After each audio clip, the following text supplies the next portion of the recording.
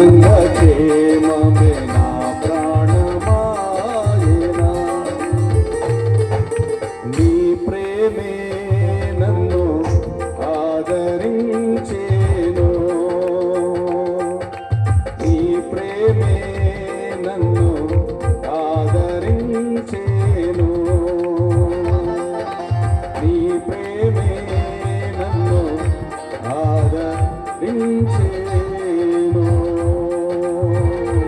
హల్లెలూయా.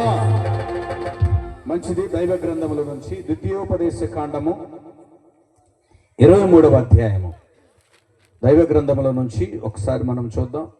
ద్వితీయోపదేశ కాండము 23వ అధ్యాయము 14వ వచనాన్ని ఒకసారి మనం చదువుకుందాం. నీ దేవుడైన యెహోవా నిన్ను విడిపించుటకును నీ శత్రువులను అప్పగించుటకును నీ పాళెములో సంచరించుచుండును కనుక ఆయన నీలో అసహ్యమైనది ఏదైనను చూచి నిన్ను విడవకుండునట్లు నీ పాళెము పరిశుద్ధముగా ఉండవలెను. గట్టిగా చప్పట్లు కొట్టి దేవుని యొక్క నామాన్ని కనపడుతుంది అని బిడ్డారా. ఈరోజు దేవుడు ఒక మాటను మనకు తెలియచేయాలని, మన కుటుంబాలతో దేవుడు మాట్లాడాలని ఆశపడుతున్నాడు. యశ్వంత్ బాబు చెప్పినటువంటి విషయం ఏంటంటే, కుటుంబాల్లో అనేక కుటుంబాలు పాడైపోతున్నాయి, అనేక మంది యవనస్తులు పాడైపోతున్నారు. వారందరినీ కూడా నిలబెట్టుకోకు ఒక ప్రార్థన ఏర్పాటు చేయాలి, ఒక కూడికను ఏర్పాటు చేయాలని ఆశ కలిగి ఉన్నాడు. ఒక మనిషి పాడైపోతుంటే ఇంట్లో వాళ్ళకి బాధ ఉంటుంది, కానీ బయట వాళ్ళకి ఎందుకు ఉంటుంది బాధ? ఒక కుటుంబం పాడైపోతుంటే చూసి నవ్వే వాళ్ళు అయితే ఉన్నారు, కానీ ఆ కుటుంబం కొరకు విజ్ఞాపన చేయాలనేటటువంటి మనసు ఎవరికి ఉంటుందంటే దైవజనులకు ఉంటుంది. దేవుని బిడ్డలారా, మనం ఈ రోజుల్లో చూస్తూ ఉన్నాం ఎన్ని కుటుంబాలు ఎలాగ విచ్ఛిన్నం అయిపోతా ఉన్నాయో, ఎన్ని కుటుంబాల్లో జరగనటువంటి పరిస్థితుల్లో అప్పుల్లో ఇరుక్కుపోయి అడ్డం ఉండి సంతకాలు పెట్టి అనేక రీతిలుగా పాడైపోయినటువంటి కుటుంబాలు, వ్యసనాలకు అలవాటు పడి పిల్లలు పాడైపోతుంటే చెప్పుకోవడానికి కూడా తల్లిదండ్రులు మాట వినకపోతే వాళ్ళు పడేటటువంటి బాధ, ఆ వేదన ఎవరికి అర్థమవుతుందండి? భరించే వాళ్ళకి మాత్రమే అర్థమవుతుంది. ఆ బాధ పడేటటువంటి వాళ్ళకి అర్థమవుతుంది. ఒకానొక రోజున దేవుడు దైవజనులతో మాట్లాడుతూ ఉన్నాడు. మీ పాళెంలోనికి దేవుడు రాబోతా ఉన్నాడు, మీ గృహాలను ఆయన దర్శించబోతా ఉన్నాడు. ఆయన మీ గృహాలను దర్శించినప్పుడు మీ గృహాల్లో కనుక అసహ్యమైనది ఏదైనా ఉంటే ఆయన మీ గృహాన్ని దాటెళ్ళిపోతాడేమో, ఒకసారి సరి చేసుకోండి అని చెప్పేసి ఒక వర్తమానము ఆయనకు వినిపించింది. అదే వర్తమానం ఈ రాత్రి కూడా దేవుడు నీతో నాతో కూడా మాట్లాడుతున్నాడు. నీ మంచి కుటుంబంలో, నీ చక్కని కుటుంబంలో, ఇదిగో దివ్యముగా ఉండవలసినటువంటి నీ కుటుంబంలో ఏదైనా సరే అసహ్యమైనది ఏదైనా నీ కుటుంబంలోనికి ప్రవేశిస్తే ఆ కుటుంబం విచ్ఛిన్నమైపోతుంది. అది సేవకుల కుటుంబమైనా కావచ్చు, విశ్వాసుల కుటుంబమైనా కావచ్చు, లోకంలో ఎవరి కుటుంబమైనా కావచ్చు. కుటుంబ వ్యవస్థ పటిష్టంగా ఉంటే, ఫ్యామిలీ యొక్క జీవితాలు కరెక్ట్గా ఉంటే ఈ గ్రామం సరిగ్గా ఉంటుంది, దేశం కూడా సరిగ్గానే ఉంటుంది. కుటుంబము ఎప్పుడైతే విచ్ఛిన్నమైపోతా ఉందో ఈ ప్రపంచం కూడా విచ్ఛిన్నమైపోవటానికి రెడీ అయిపోతూ ఉంటుంది. కనుక ఐక్యత లేనటువంటి కుటుంబాల్లో, సఖ్యత లేనటువంటి కుటుంబాల్లో ఒక సమాధానాన్ని దేవుడు మాత్రమే ఏర్పాటు చేయగలిగినటువంటి సమర్థుడై ఉన్నాడు. దేవునికి స్తోత్రం కలుగును గాక. ఈ రాత్రి మనతో మాట్లాడాలని ప్రభు మాట్లాడుతూ ఉన్నాడు. అయితే నీ యొక్క కుటుంబంలో నువ్వు సరి చేసుకోవాల్సినటువంటి ఆవశ్యకత ఎంతైనా ఉంది. నీ కుటుంబంని నువ్వు తరచి చూడవలసినటువంటి బాధ్యత ఎంత. నా కుటుంబం ఎలాగుంది, ఆ కుటుంబం గురించి, ఈ కుటుంబం గురించి, ఆ ఇంటి గురించి, ఈ ఇంటి గురించి మాట్లాడేటప్పుడు నా ఇల్లు ఎలాగుందనేది చూసుకుంటే చాలు. ఫస్ట్ ఆఫ్ ఆల్ మన కుటుంబాలను మనం సరి చేసుకుంటే ఒకరిని వేలు పెట్టి చూపించాల్సినటువంటి అవసరం ఎవరికి కూడా లేదు. ఎందుకంటే మన కుటుంబాలు సరి చేయబడాలి. తల్లిదండ్రుల మధ్య సఖ్యత, దేవుని బిడ్డలారా, పిల్లలు తల్లిదండ్రుల మధ్య సఖ్యత, కుటుంబంలో ఉన్న వారందరి మధ్యన సఖ్యత, అది చాలా అవసరమైనది. ఈ రోజున ఎవరి దారిది వాళ్ళు అయిపోతున్నారు. పిల్లల దారి పిల్లలు అయిపోతున్నారు, పెద్దవాళ్ళ దారి పెద్దవాళ్ళది అయిపోతున్నారు. ఇంటి యజమాని కరెక్ట్గా ఉన్నప్పుడు ఇల్లంతా కూడా ఒక క్రమంలోనికి వచ్చేస్తుంది. ఇంటి యజమాని కరెక్ట్గా లేనప్పుడు కుటుంబం అంతా ఎలాగొస్తుంది? కొన్ని కుటుంబాలు మేము చూస్తాం, ఆడవాళ్ళు చేసిన చాకరీ చేసినట్లుగానే కనబడతారు. ఏంటమ్మానంటే బ్రతుక్కు సుఖం లేదండి అని అంటారు. బ్రతుక్కి సుఖం లేదండి అని అంటారు. చస్తే బాగుండు అని అంటారు. అంటే చస్తే బాగుండు అనేటటువంటి మాట ఎవరికి వస్తాయనంటే జీవితం మీద పూర్తిగా వాళ్ళు ఆశలు కోల్పోయినప్పుడు వచ్చేటటువంటి మాట. అది మగవాళ్ళలో రావచ్చు, ఆడవాళ్ళలో రావచ్చు. హోప్స్ లేనప్పుడు, ఆ బాధను భరించలేనప్పుడు, ఆ ఒత్తిడిని తట్టుకోలేనప్పుడు, ఆ వేదన భరించలేనప్పుడు, ఆ కన్నీటిని భరించలేనప్పుడు వచ్చేటటువంటి మాట చస్తే బాగుండు అనేటటువంటి మాట ఆ కుటుంబంలో నుంచి బయటకు వస్తుంది. మరణాన్ని దేన్నైనా నువ్వు ఆహ్వానించు, కానీ మరణాన్ని ఎప్పుడు కూడా మనం ఆహ్వానించకూడదు. మన జీవితంలో మరణాన్ని ఆహ్వానిస్తే అది ప్రతిసారి నిన్నేమంటుందో తెలుసా? నువ్వు ఆ రోజు అన్నావు కదా చచ్చిపోవచ్చు కదా అని చెప్పేసి నిన్ను లాక్కెళ్ళటానికి ఎంతవరకు ప్రయత్నం చేస్తూ ఉంటుంది. దేవుని ప్రియమైనటువంటి బిడ్డలారా, ఈరోజు దేవుని సన్నిధిలో ఉన్నటువంటి మనం అందరం కూడా మన కుటుంబాలను కాపాడుకోవాల్సినటువంటి బాధ్యత మనకు ఎంతైనా ఉంది. మన జీవితాలను నిలబెట్టుకోవడానికి మనకున్నటువంటి పరిస్థితుల్లో, మనకున్నటువంటి స్థాయిలో మన యొక్క ఫ్యామిలీస్ని జాగ్రత్త పరుచుకొని మనము దేవుని సన్నిధిలో ఒక మంచి కుటుంబంగా నిలబడవలసినటువంటి ఆవశ్యకత ఎంతైనా ఉంది. ఈ రోజున ఆస్తి ఉండొచ్చండి, అంతస్తులు ఉండొచ్చు, బ్యాంక్ బ్యాలెన్స్లు ఉండొచ్చు, బైకులు ఉండొచ్చు, కార్లు ఉండొచ్చు, కానీ నెమ్మది ఉందా? కుటుంబం అంతా కలిసి ఒక భోజనం చేయడానికి కుటుంబం అంతా కలిసి కూర్చునే పరిస్థితులు ఈ రోజులు ఉన్నాయా? తినే తిండి కూడా ఎగాదిగ తిండిగా మారిపోయింది. బజార్ల మీద పడి తిండే తిండిగా మారిపోయింది. కుటుంబంలో ఉన్నటువంటి పరిస్థితులన్నీ కూడా విచ్ఛిన్నమైపోతున్నాయి. మనకు తెలియకుండానే మన కుటుంబం మన చేతులారా మనకు పాడు చేసుకుంటా ఉన్నాం. గుర్తుపెట్టుకోండి, దేశంలో ఉన్నటువంటి వాటి మీద పెట్టేటటువంటి శ్రద్ధ, ఊర్ల మీద పెట్టేటటువంటి వాటి మీద శ్రద్ధ, వాళ్ళ వీళ్ళ మీద జీవితాల మీద పెట్టేటటువంటి శ్రద్ధని మొత్తం కొద్దిగా తగ్గించి ఒక 10 నిమిషాలు నీ కుటుంబం మీద నువ్వు శ్రద్ధ పెడితే నీ కుటుంబం కట్టబడుతుంది. నీ పిల్లలు నీ మాట వింటారు, మన బ్రతుకులు బాగుంటాయి. ఎవరో వచ్చి మనల్ని సరి చేయాల్సిన అవసరం లేదు. నీ ఇంటిని నువ్వే సరి చేసుకోవాలి. అందుకని ఒక్కసారి మన కుటుంబాల్లో ఏమైనా లోపాలు ఉన్నాయా, మన కుటుంబాల్లో ఏమైనటువంటి పరిస్థితులు ఉన్నాయా, ఏంటి మన పరిస్థితులను ఆలోచన చేసుకొని కుటుంబం అంతా కలిసి మాట్లాడుకునే ఒక వేదికగా పాత రోజులు మరలా కుటుంబాల్లో రావాలని మేము కోరుకుంటున్నాం. దేవుని బిడ్డలారా, పాత రోజులు మరలా రావాలని. నీ బ్రతుకు నీది, నా బ్రతుకు నీది అంటాను కాదు, కుటుంబాన్ని దేవుడు ఏర్పాటు చేసింది. కుటుంబం చీలిపోయి కుటుంబాల్లో తండ్రులాటలు గుద్దులాటలు ఆడుకోవటానికి కాదు, దేవుడు నిన్ను ఒక కుటుంబంగా ఏర్పాటు చేసింది. ఒక భర్తని దేవుడు నిలబెట్టాడంటే ఆయన ఎంత చక్కగా చెప్పాడు తెలుసా? సంఘానికి శిరస్సు క్రీస్తులాగా భర్త ఇంటికి శిరస్సై ఉన్నాడు, భార్య ఇంటికి శరీరమై ఉన్నది. చూడండి, ఆ యొక్క పొందికమైనటువంటి ఇంట్లో దేవుడు ఇచ్చినటువంటి పిల్లలు ప్రతి విధానంలో కూడా చక్కగా ఉండాలని దేవుడు కోరుకుంటా ఉన్నాడు. అందుకనే దేవుడంట మన గృహాలను దర్శించడానికి వచ్చినప్పుడు చెడ్డదేదైనా ఉంటే దాన్ని సరి చేసుకోమని చెప్తున్నాడు. దేవునికి స్తోత్రం కలుగును గాక. హల్లెలూయా. కుడి హస్తాలు చేతులెత్తి దేవునికి స్తోత్రం చేద్దామా? హల్లెలూయా. దేవునికి స్తోత్రం కలుగును గాక. ఏంటి మన కుటుంబాల్లో చూడండి ఏమని ఒకసారి కొరింథీయులకు రాసినటువంటి 2వ పత్రికలో 6వ అధ్యాయము 16 నుంచి 18 వచనాలు ఒకసారి మనం చూస్తే, కొరింథీ పత్రిక 6వ అధ్యాయము ఒకసారి చూద్దాం. ఆ మాటలను చూడండి. ఆ దేవుని యొక్క ఆలయమునకు పొందిక మనము జీవము గల దేవుని ఆలయమై ఉన్నాము. అందుకు దేవుడిలాగా సెలవిచ్చుచున్నాడు, నేను వారిలో నివసించి సంచరింతును, నేను వారిని దేవుడై ఉందును, వారు నా ప్రజలై ఉందురు. గట్టిగా చప్పట్లు కూడా దేవుని యొక్క నామాన్ని మనం కనపడతాం. లోకములో ఉన్న వాటి గురించి దేనికి నీకు ఏమంటున్నాడంటే, మనము చూడండి, మనము జీవము గల దేవుని ఆలయమై ఉన్నాము, అందుకు దేవుడిలాగా సెలవిచ్చున్నాడు. మనం ఎవరమంటే దేవుని యొక్క ఆలయమై ఉన్నటువంటి ప్రజలము. దేవుణ్ణి మనం ఎక్కడో ఎదగటం కాదు, ఆయన నీ దేహంలో ఉండాలని దేవుడు కోరుకుంటున్నాడు, నీలో ఉండాలని, నీతో ఉండాలని దేవుడు కోరుకుంటున్నటువంటి వాడై ఉన్నాడు. దేవుణ్ణి బయటికి పంపించి లోకంలో ఉన్నాయని మన హృదయంలోకి వేసుకోకూడదు. నీ హృదయంలో దేవుడు నివసించాలని కోరుకుంటున్నాడు. మనమే దేవుని యొక్క ఆలయమై ఉన్నాం. నీ దేహము దేవుని యొక్క ఆలయమై ఉన్నది. ఆలయాల్లో ఏం జరుగుతాయి? ఆలయాల్లో ప్రార్థనలు జరుగుతాయి, ఆలయాల్లో అర్చనలు జరుగుతాయి, ఆలయాల్లో దేవుని బిడ్డ అభిషేకం జరుగుతుంది, ఆలయాల్లో స్తుతి ఆరాధన జరుగుతుంది, ఆలయాల్లో పవిత్రంగా ఉంటాయి. అలాగే దేవుడు ఏం చేస్తాడంటే నీవే ఒక ఆలయం అని దేవుడు ఈ రోజున మనకు గుర్తు చేస్తా ఉన్నాడు. దేవుని బిడ్డ, ఈ పరిశుద్ధమైనటువంటి ఈ దేహంలో అపవిత్రమైనవి ఏది రాకూడదని, ఈ పరిశుద్ధమైనటువంటి కుటుంబాల్లో అపవిత్రమైనది ఏది కూడా నీ కుటుంబాల్లోకి జొరబడకూడదని దేవుడు కోరుకుంటూ ఉన్నాడు. సామెతల గ్రంథంలో 17వ అధ్యాయము ఒకసారి 13వ వచనాన్ని కనుక మనం చూసినట్లయితే ఒక మాట ఇక్కడ మనకు కనబడుతుంది. ఆ మాటను మనం చదువుకుందాం. చూడండి, సామెతల గ్రంథము 17వ అధ్యాయములో చూడండి 13వ వచనాన్ని ఒకసారి మనం చూద్దాం. చూడు, మేలుకు ప్రతిగా కీడు చేయువాని ఇంట నుండి కీడు తొలగిపోదు. దేవునికి స్తోత్రం కలుగును గాక. సబ్జెక్ట్లోకి వస్తున్నాను దేవుని బిడ్డలారా. నీ కుటుంబంలో ఏముండకూడదో తెలుసా? కీడు ఉండకూడదు. నీ కుటుంబంలో కీడు మాటలు ఉండకూడదు, కీడు పనులు ఉండకూడదు. నీ కుటుంబంలో కీడు తలపెట్టేటటువంటి పరిస్థితులు నీ కుటుంబంలో ఉండకూడదు దేవుని బిడ్డలారా.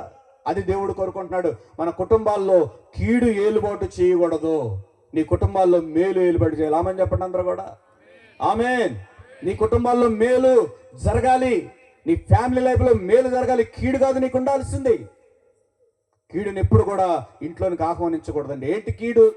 మనకి కీడు తలపెట్టేవేంటి? అనేక రకాలైనటువంటి ఉన్నాయి, అనేక జబ్బులు ఉన్నాయి, అనేక వ్యసనాలు ఉన్నాయి, అనేకమైన పరిస్థితులు ఉన్నాయి. ఆ కీడుని మనం లోపలికి ఆహ్వానించకూడదు. నీ ఇల్లు ఎలాగ ఉండాలంటే దీవెనకరమదై ఉండాలి. కీర్తన గ్రంథము 38వ కీర్తన 20వ వచనంలో ఒక మాట అక్కడ మనకు కనబడుతుందో, చదువుందో చూడండి. కీర్తన గ్రంథం 38లో ఆ మాట మనకి ఇక్కడ కనబడుతూ ఉంది. 20వ వచనంలో, మేలునకు ప్రతిగా వారు కీడు చేయుచున్నారు, నేను ఉత్తమమైన దానిని అనుసరించుచున్నాను, వారు నాకు శత్రువులైరి. దేవునికి స్తోత్రం కలుగును గాక. ఏంటంటే మేలుకు ప్రతిగా వారు కీడు చేస్తున్నారు. నీ కుటుంబాన్ని కీడు కోరేవారు లేకపోలేదు, నువ్వు నాశనం అయిపోవాలని కోరుకున్న వారు లేకుండా ఏం లేరు. కానీ ఒకటి గుర్తుపెట్టుకోండి, నువ్వు వాళ్ళు కీడు పలికినప్పుడు, వాళ్ళను నువ్వు దీవించినప్పుడు, ఆ నీ మీద పలికినటువంటి కీడు అది మేలుగా మారిపోతుంది. దేవునికి స్తోత్రం కలుగును గాక. మన కుటుంబంలో కీడు పరిస్థితులు ఏమన్నాయో ఒకసారి ఎత్తుక్కోవాలి. ఒక కుటుంబాన్ని చూశానండి. ఆ కుటుంబాన్ని చూస్తే అందరూ కూడా అర్ధాంతరంగా చచ్చిపోయినటువంటి కుటుంబాలే. అర్ధాంతరంగా చనిపోయారు. భర్త అర్ధాంతరంగా చనిపోయాడు, భార్య అలాగే చనిపోయింది. బిడ్డల పరిస్థితి ఎలా కలిపోయిందంటే, బిడ్డల పరిస్థితి కూడా కొద్దిగా ఎదిగారు, పెళ్లిళ్ళు చేసుకున్నారు, కానీ ఒక్కరు కూడా సరైనటువంటి కాపురాలు వాళ్ళు నిలబడలేదు. వాళ్ళు కూడా హఠాన్మరణం చెందారు. కుటుంబం అంతా కూడా సర్వనాశనం అయిపోయింది. కారణం ఏంటో తెలుసా? ఆ కుటుంబంలోనికి త్రాగుడు అనేటటువంటి వ్యసనాన్ని ఆహ్వానించారు వాళ్ళు. ఆ త్రాగుడు ఏదైతే ఉందో, ఆ త్రాగుడు వల్ల తాగి తాగి తాగి తండ్రి చనిపోయాడు. తండ్రి బాటలోనే పిల్లలు వచ్చేసారు. పిల్లలు కూడా తాగి తాగి తాగి ఇద్దరు కూడా పిల్లలు, కొడుకులు, ఇద్దరు కొడుకులండి, మంచిగా ఉంటారు వాళ్ళు. వాళ్ళిద్దరు కూడా తాగేవారు చనిపోయారు దేవుని బిడ్డలారా. ఇప్పుడు వాళ్ళు భార్యలు విధవులు అయిపోయి ఉన్నారు. పిల్లల పరిస్థితి ఏంటి ఒకసారి ఆలోచన. కీడు వారి కుటుంబంలోనికి జొరబడి త్రాగుడు రూపంలో వారి కుటుంబంలోనికి కీడు వెళ్ళిపోయింది. కుటుంబం అంతా కూడా విచ్ఛిన్నం అయిపోయింది. కనుక మన కుటుంబాల్లో ఏముందని మనం గమనించుకోవాలి. కీడు నా కుటుంబంలో ఉంటే, ప్రభు ఆ కీడు నుంచి నన్ను తొలగించు ప్రభు అనేటటువంటి ఆలోచన మనకు కలిగి ఉండాలి. ఏది మంచో ఏది చెడ్డో వివరించలేనంత తెలివిలేనటువంటి వాళ్ళం కాదు ఇక్కడ కూర్చున్న వాళ్ళం. కీడంటే ఏంటో తెలుసు, మేలంటే ఏంటో తెలుసు. అలాగే ఒక కుటుంబాన్ని కీడు మాటలు ఎప్పుడు మనం పలకొద్దు. అందుకని చాలా మందికి చెప్తా ఉంటాను, పిల్లల విషయంలో కూడా కీడు మాటలు పలుకుతూ ఉంటారు. ఒరే నిన్ను పాడిగట్ట, నీకు దినం చేయ, నీ మెటికిలేరగా మట్టి కొట్టుకుపోను అనేటటువంటి మాటలు పిల్లల్ని తిడుతూ ఉంటారు. పెద్దోళ్ళ మీద ఉన్నటువంటి ఆ కోపం పిల్లల మీద వదులుతూ ఉంటారు. అలాగే జరిగింది మా ఇంటి దగ్గర ఒకటే. అరే ఏముందో తెలుసా, నువ్వు మట్టి కొట్టుకుపోతావురా అంత కొడుకుని. నిజంగా వాడికి పెళ్ళయింది, 2 పిల్లలు పుట్టేదాని తర్వాత వాడు మట్టి కొట్టుకుపోయాడు. వాడు చనిపోతే మట్టిలో కొట్టుకొని మట్టిలోనే చనిపోయాడు. వాడికి వచ్చినటువంటి పరిస్థితిని బట్టి మట్టిలోనే చనిపోయాడు. మట్టిలోనే పాతి పెట్టారు. నువ్వు ఏది పలికితే అది నీ జీవితంలో జరుగుతుంది. నీ కీడుని ఎందుకు పలకాలి? కీడు మాటలు ఎందుకు పలకాలి? ఒక నాశనాన్ని ఎందుకు కోరుకోవాలి? ఈరోజు అలాగే తయారైపోతున్నారు చాలా మంది కూడా. కనుక దేవుని బిడ్డలారా, చూద్దాం ఒకసారి రెండో మాటగా మనం చూద్దాం. చూసారా, సమూయేలు మొదటి గ్రంథంలో 19వ అధ్యాయం 9-10 వచనాలు ఒకసారి మనం చూద్దాం. రెండో మాటకు ఒకసారి చూద్దాం. చూడండి, నేను త్వరగా ముందుకెళ్ళిపోతాను. చక్కగా మనం అందరం కూడా పెందలకండ మనం ఇంటికి వెళ్ళటానికి దేవుడు సమయాన్ని మనకు అనుగ్రహించును గాక. సమూయేలు రాసినటువంటి మొదటి గ్రంథము 19వ అధ్యాయంలో 9-10 వచనాల్లో ఏమనుందంటే, యెహోవా యొద్ద నుండి దురాత్మ సౌలు మీదకి వచ్చెను. సౌలు ఈటి చేత పట్టుకొని ఇంట కూర్చుండి ఉండెను. దావీదు సితార వాయించుచుండగా సౌలు ఒకే దెబ్బతో దావీదును గోడకు పొడుచుదునన్న తాత్పర్యము కలిగి ఈటె విసిరెను. దావీదు అతని ఎదుట నుండి తప్పించుకునినందున ఈటె గోడకు నాటగా దావీదు ఆ రాత్రంతా తప్పించుకొని పారిపోయిన. దేవునికి స్తోత్రం కలుగును గాక. మన కుటుంబాల్లో ఈటలు ఉండకూడదు. మన కుటుంబాల్లో ఈటలు ఉండకూడదు. ఎవరిని చంపుదామా అంటే పగ పెట్టుకోకూడదు. ఎవరి మీద పగ ఉంటే మనం ఏది విత్తుతామో అదే కోస్తాము. ఇదే సౌలు దావీదుని ఏం చేశాడు తెలుసా? ఈటితో గోడకు గుచ్చాలనుకున్నాడు. ఈటిని విసిరితే ఆయన పొట్టలోకి దిగి ఆ వెనక్కి వచ్చి గోడ గుచ్చుకోవాలని, అంటే అంత బలమైనటువంటి వ్యక్తిగా అక్కడ మనకు కనపడతా ఉన్నాడు. ఈటి విసిరితే ఈటితో పాటు వెళ్ళిపోయి ఎక్కడ గుచ్చుకోవాలి? దావీదు గోడకి వెళ్ళాలనుకున్నాడు. చివరికి సౌలు పరిస్థితి ఏమైందో తెలుసా? అదే సౌలు అదే పరిస్థితిలో చంపబడి గోడకు గుచ్చబడ్డాడు. ఒకరి మీద పగబెట్టుకున్నటువంటి ఈ సౌలు దావీదును చంపాలని ఒక ఏం పెట్టుకొని తిరుగుతా ఉన్నాడు. దావీదును తప్పించుకొని వెళ్తా ఉన్నాడు. కానీ ఒక రోజున ఈ మనసులో ఏదైతే పగ ఉందో, ఆ ప్రతీకారం ఉందో, దాన్ని పెట్టుకొని ఈటు పెట్టుకొని తిరుగుతూ ఉన్నాడు. ఎప్పుడు దొరుకుతారో చంపేద్దామని, ఎప్పుడు దొరుకుతారో చంపేద్దామని. అయితే ఏం జరిగింది తెలుసా? అదే యొక్క ఈటి చేత పొడవబడి గోడకు గుచ్చబడ్డాడు సౌలు. దేవుని బిడ్డలారా, గుర్చేసుకోండి, ఏది విత్తుతామో అదే కోస్తాం. ఏది చేస్తే నీకు ప్రతిఫలం అదే పొందుకుంటాం. నువ్వు చెడ్డ విత్తనాలు విత్తి మంచి పంట కావాలంటే నీకు ఎక్కడి నుంచి వస్తుంది? నువ్వు కీడును విత్తి మేలు కోయాలంటే మేలు ఎక్కడి నుంచి వస్తుంది? నువ్వు అసూయను విత్తి అసూయ కోయాలంటే నీకు ఎక్కడ అసూయ కోస్తావు? నువ్వు మేలు ఎక్కడ నువ్వు కోస్తావు? దేవుని బిడ్డలారా, గుర్తు చేసుకో. నువ్వు ఏది విత్తితే అదే జరుగుతుంది. మన గృహాల్లో ఏముండకూడదు తెలుసా? పగలు ఉండకూడదు. అందుకనే చాలా మందికి నేను చెప్పేటటువంటి ఒక బోధ ఏంటంటే, టీవీ సీరియల్స్ చూడకండి అని చెప్తా ఉంటాను. చాలా వరకు కూడా వార్తలు చూడండి, స్పోర్ట్స్ చూడండి, ఏమైనా మంచి కార్యక్రమాలతో చూడండి, పర్వాలేదు. కానీ సీరియల్స్ చూడొద్దు. సీరియల్లో నీకు వాళ్ళు చూపించేటటువంటి ఆ 20 నిమిషాల్లో ఒక మనిషిని ఎలా చంపాలి, ఒక మనిషిని ఎలా నాశనం చేయాలి, అత్తను ఎలా చంపాలి, కోడలను ఎలా చంపాలి, మామని ఎలా చంపాలి, భర్తను ఎలా చంపాలి అనేటటువంటి ఒక క్రైమ్ను మనకి తెలియకుండానే మన బుర్రలోకి దాన్ని ఎక్కిస్తూ ఉంది. మనకు తెలియకుండానే, మనకు అర్థం అవ్వట్లేదు. అందుకని చూసారా, ఒకసారి మనము ఎక్కడన్నా ఈ తోటలోకి వెళ్ళినప్పుడు పాములు దొక్కుతూ ఉంటాం. పాములు దొక్కి పగబడితే ఏడకు వస్తుంది అంటారు? ఇంటికి వస్తుంది అని అంటారు అంటారా? పాము ఏం చేస్తుంది తెలుసా? అదును చూసి కాటేస్తుంది. ఈ మనిషి కూడా ఆ స్వభావంలోకి వచ్చేసాడు. నాకేదైనా జరిగితే నేను ఎప్పుడు వాడిని చంపాలా, ఎప్పుడు వాడికి కీడుకు ప్రతికీడు చేసేది దేవుని చిత్తం కాదు. దేవుని బిడ్డలారా, ఈ పగ పెట్టుకొని తిరిగాడు. నీ కుటుంబంలో ఈటలు పెట్టుకొని నువ్వు తిరగొద్దు. ఆ ఈటి పొరపాటునది నీకే దిగుతుంది. ఆ ఈటి పొరపాటున నీకే తగులుతుంది. ఒకరిని చంపాలన్న ఆలోచన నీకు ఉన్నప్పుడు మనకే ఆ చావు దగ్గరికి వస్తుంది. ఎందుకంటే ఒకరిని చంపితే నీకు లాభం ఏంటి? వాడి కొరకు నువ్వు ప్రార్థన చేస్తే, వాడిని నువ్వు క్షమిస్తే దేవుడు నిన్ను క్షమిస్తాడు. నీకు మేలు జరిగేటటువంటి విషయాల్లో దేవుడు నిలబెడతాడు. కొద్దిగా మనం నష్టపోవచ్చు, కానీ దేవుడు నిన్ను విడిచిపెట్టాడు. ఒక కోళ్ళు అందంట, వాళ్ళ మామయ్య గారు ఆయుర్వేదంలో డాక్టర్ గారు అనమాట. ఆ కోళ్ళు ఏమంటుందంటే వెళ్ళి, మామయ్య మా అత్తని ఎట్టయినా చంపేయాలని అందంట. ఏమందే? చెప్పాలి. మా అత్తనే ఎట్టయినా చంపేయాలి మాయ, నువ్వు ఏ ముందు ఇస్తావో తెలీదు, మంచి ముందు ఇవ్వు, ఆ ముందు పెట్టి చంపేస్తాను నువ్వు. అమ్మాయి, ఒకేసారి ముందిస్తే డావ ముందు చచ్చిపోతే నీ మీదకే వస్తుంది ఏంటి? ఇవాళ ముందు పెట్టావంటే సాయంత్రానికి చచ్చిపోయింది అనుకో, కొత్త కోళ్ళ ముందు పెట్టి చంపేసిందని చెప్పేసి పేపర్లో టీవీలో వచ్చేస్తుంది. నేను ఒక పని చేస్తా, నేను ఒక ముందు ఇస్తాను, దాన్ని నిదానంగా రోజు పాలల్లో కలిపి, నువ్వేం చంపవసరం లేదు, ఆమె కొన్ని రోజులు చచ్చిపోద్దని అన్నాడు. అని ఒక ముందునైతే ఆమెకు ఇచ్చాడు. మా మామయ్య మంచి పని చేశాడు అని. ఏమేం చేస్తుంది? ఎట్టగో అత్త చచ్చిపోద్ది కదా, అచ్చ చచ్చిపోద్ది అన్న ఆలోచన మైండ్లో ఫీడ్ అయింది కదా. ఆ రోజుకు 2 పూటలో పాలలో చక్కగా 2 స్పూన్లు వేసి కలిపెత్తుంది అనమాట. పొద్దున్నే సాయంత్రం టయానికి టిఫిన్ పెడుతుంది, టయానికి అన్నం పెడుతుంది. ఎట్టగా చచ్చిపోద్ది కదా. ఇక అందుకని ఈ చచ్చిపోయి 4 రోజులను సంతోషపడదాం అన్న ఉద్దేశంతో ఈ 2 పూటల పాలలో ముందు కలిపిస్తానే చక్కగా ఉదయం టిఫిన్ పెడుతుంది, మధ్యాహ్నం భోజనం పెడుతుంది, సాయంత్రం చక్కగా భోజనాలు పెడుతుంది, సాయంత్రం భోజనం కూడా పెడుతుంది.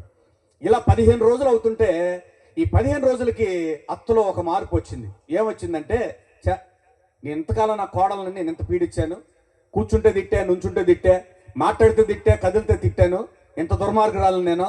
నాకు ఉదయం పాలిస్తుంది, సాయంత్రం పాలిస్తుంది, మధ్యాహ్నం చక్కగా భోజనం పెడుతుంది, 3 పూట్ల భోజనం పెడుతుంది, నాకు చక్కగా అన్ని చక్కగా చూసుకుంటున్నటువంటి నా కోడల్ని నేనెందుకు ఎంత హింస పెట్టాలని చెప్పేసి బొడ్లో తాళం చెవులు తీసి ఆమెకి ఇచ్చేసిందంట.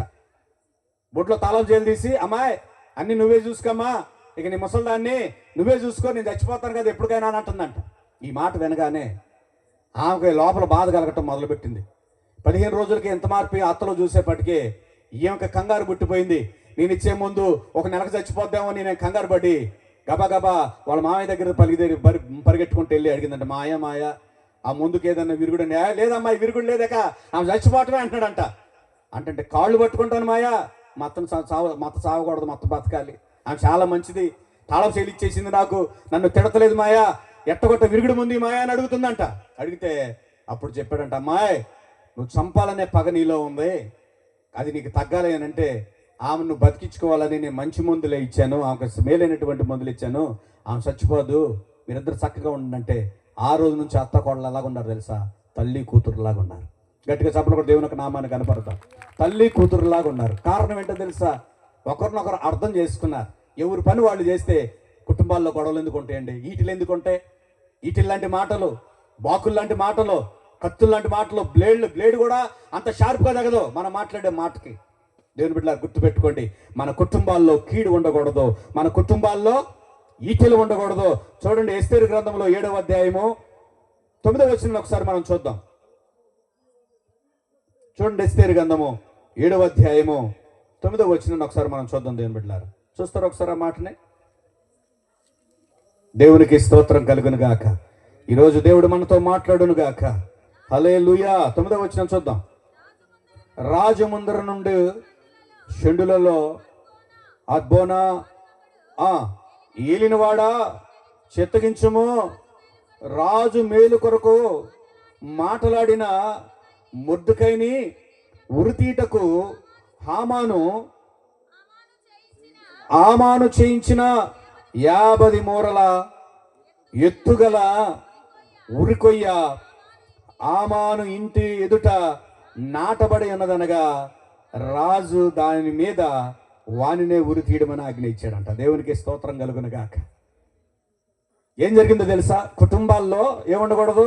పగ ఉండకూడదు, ఉరికొయ్యలు ఉండకూడదు. ఇంట్లో ఎవరికి ఉరులు పొందుదామనే ఉరికొయ్యలు మన కుటుంబాల్లో ఉండకూడదు.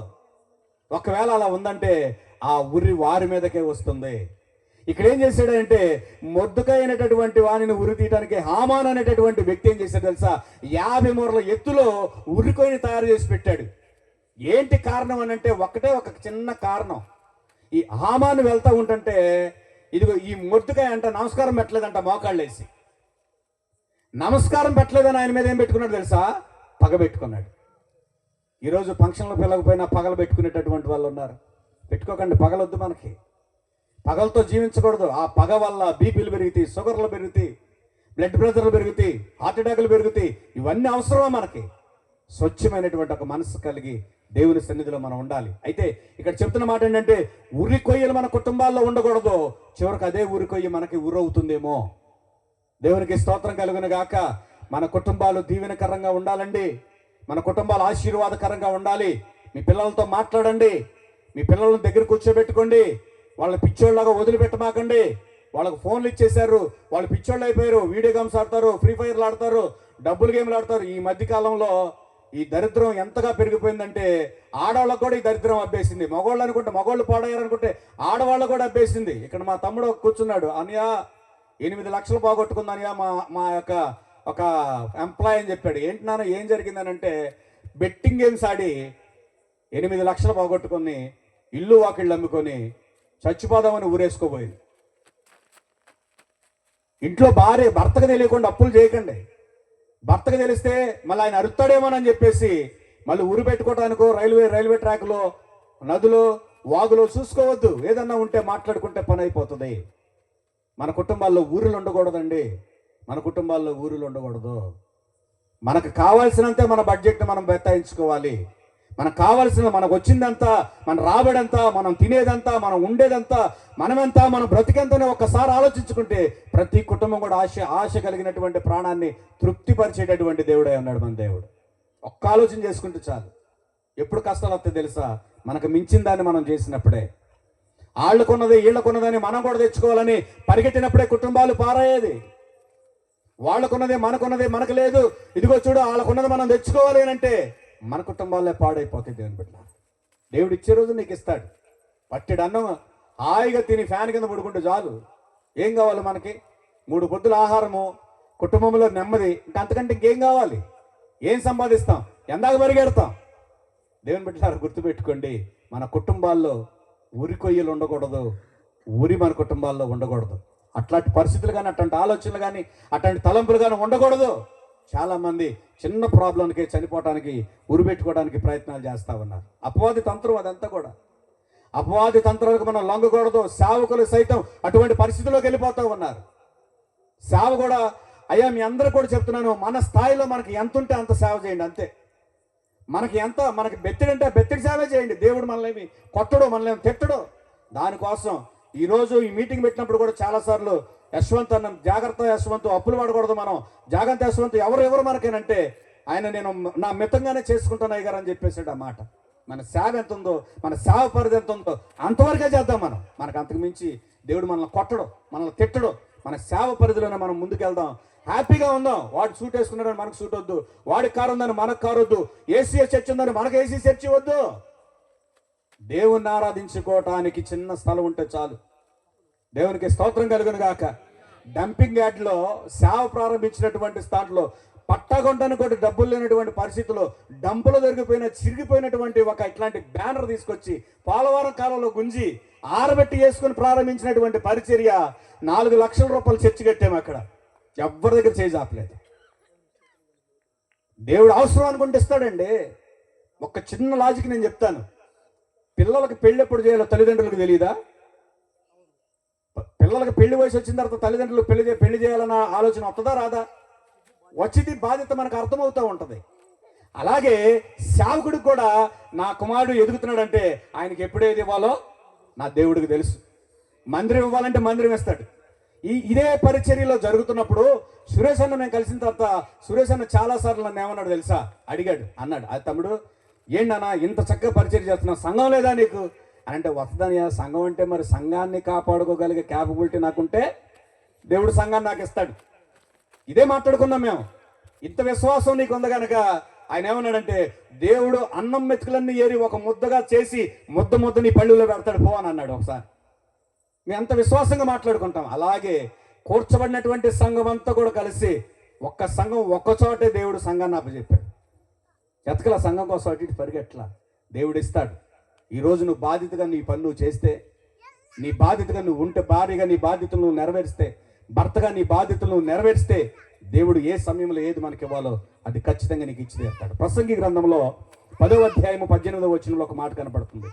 ప్రసంగి గ్రంథము 10వ అధ్యాయం 18వ వచనంలో ఒక మాట కనపడుతుంది. ఆ మాట ఒకసారి చూద్దాం. చూడండి అన్నమాట. సోమరితనము చేత ఇంటి కప్పు దిగబడిపోవును, చేతుల బద్ధకము చేత ఇల్లు కురియు.